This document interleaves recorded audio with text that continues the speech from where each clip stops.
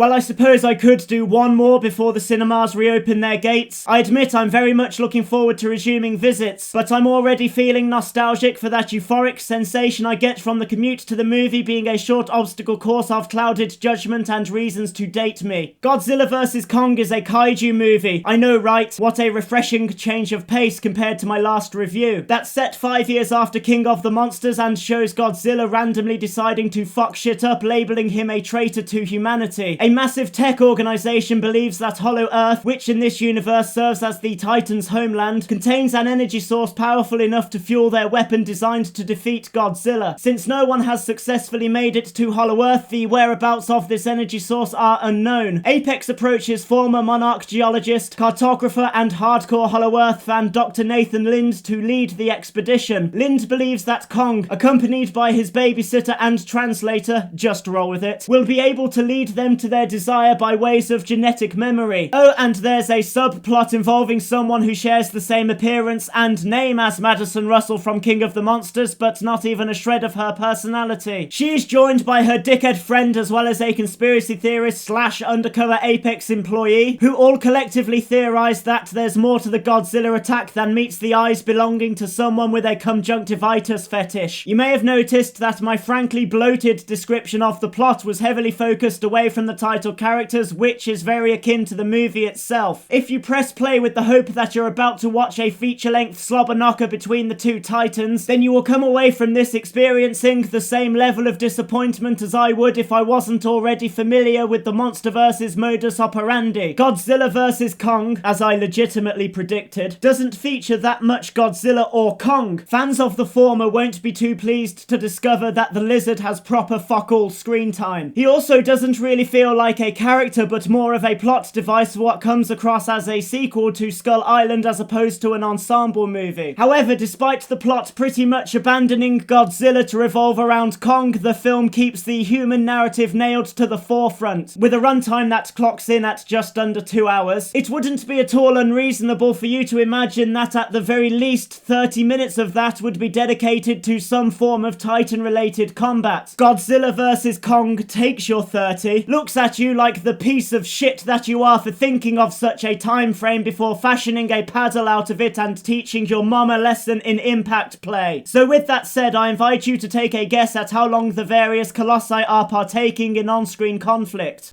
I'll give you 5 seconds.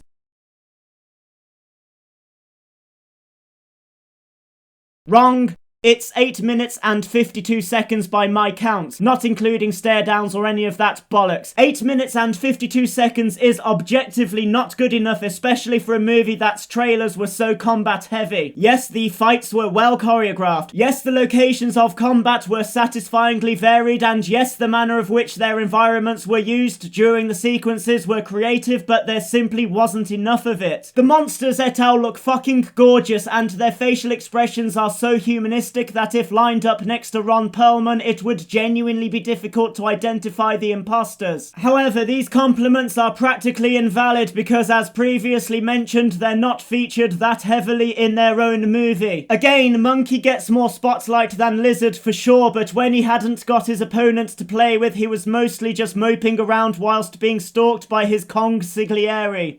Consigliere. I should teach a class. Mathematically speaking, if you take 532 seconds away from 1 hour and 53 minutes, you're still left with a fuckload of time the movie needs to fill with content that justifies the action only occupying a minuscule portion of itself. Spoiler alert, it does not. As we know, the majority of the film reel used as a blank canvas for this farce was stuffed predominantly with the human narrative. The actors did well enough, but the material they had to work with was dogshit laced with boredom. Yes, I understand that their storylines are meant to serve as a bridge between the action scenes, but here the ratio is way off and none of their character arcs were even slightly interesting and contained proper fuckle substance. Those in support of Godzilla had a piss-take amount of runtime at their disposal. The writers opted to fill that time by having them trespass around copy and paste sets that ultimately led to what at best could be described as an amalgamation of glorified cameo and a waste of build-up. Team Kong's mission of following him to and around Hollow Earth was dragged out to fuck and clearly lapped up the budget like an alcoholic trying to retrieve the besom from their own vomit. Now ideally this shit show should have closed its curtains by ways of the respective sides meeting in the middle at coincidentally enough the same moment as Dick Breath and Cunt Face are about to collide for the last time. As they stare down, the excitement builds up to the point where it wouldn't be obtuse if Bruce Buffer was about to introduce them. In fact, I wonder how that would go. Linda! Could you please patch me through to Buffer's agent without a moment's delay? What do you mean he won't accept a sack filled with the tears of a desperate struggle as payment? That's a question you need to ask the currency market. I'm just trying to pawn off this sack. Fine, fuck it, I'll do it myself.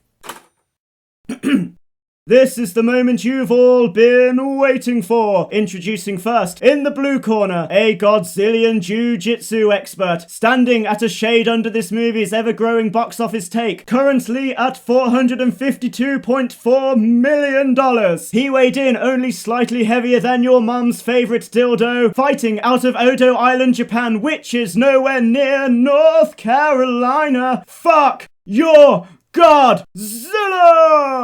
And his opponent, in the red corner, a Kung Fu specialist. He stands only a few inches taller than my pile of unfinished suicide notes, weighing in at exactly the same amount of tons as the sack filled with the tears of a desperate struggle I was going to use to pay Buffer. Like to a T. Fighting out of Skull Island by ways of Hollow Earth, King! I'd rather fuck Donkey Kong! Then a bell tolls to commence the biggest fucking ever to grace a screen of any kind that's occasionally mirrored by a good old-fashioned fist fight. Which of course doesn't fucking happen because this is the Monsterverse and the Monsterverse likes to exclude its monsters. In actuality, what very little is shown of the fight has its fluidity interrupted by scenes involving the representatives of the opposing sides, who at no point run into each other, which is stupid because if you were to have their scenes impede on the combat, then surely it would be better to have them argue their opinion on Zilla and Kong's status quo whilst cutting to the Titans kicking the cum out of each other before they kiss and make up to take on the glorified cameo waste of build-up concoction, which in case you were wondering was predictably on theme to all previous meetings of this nature, but you only have to ask my curtains to understand that consistency shouldn't always be complimented. Judging by how aesthetically pleasing this movie is in terms of visuals and all aspects of sound, Godzilla vs. Kong was clearly made with the intention of being shown on the big screen. My condolences to the visual effects team, sound engineers and composer for not having their fine work showcased in optimum conditions. However, if the opportunity presented itself to do so, which by the time this video is released it probably has, I would decline without hesitation because witnessing all of its technical brilliance at the place it was meant to be seen wouldn't be worth sitting through its atrocious structure for what would be a third time. I imagine by now some hero has uploaded a montage of all the action scenes on YouTube, and if I were to ever dip my dick into this movie one more time, that's the orifice I would opt for. Reason being is that watching this digital charlatan in its entirety again would require the same level of desperation that my curtains feel when they're last in line to get into a nearing capacity oxy-action convention.